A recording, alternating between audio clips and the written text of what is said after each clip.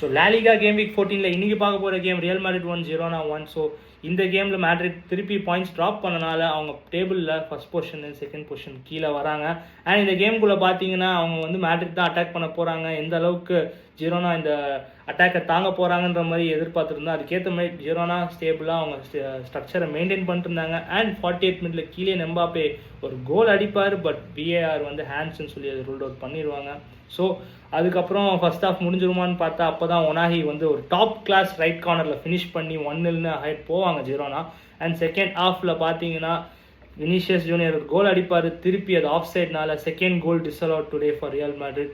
அதுக்கப்புறம் வினிஷியஸே ஒரு மொமெண்ட் ஆஃப் மேஜிக் கிரியேட் பண்ணுவார், டி பாக்ஸ்குள்ளே பெனால்ட்டி வாங்குவார். And Mbappe as usual scores the penalty and game 1-1 ஆயிடுச்சு.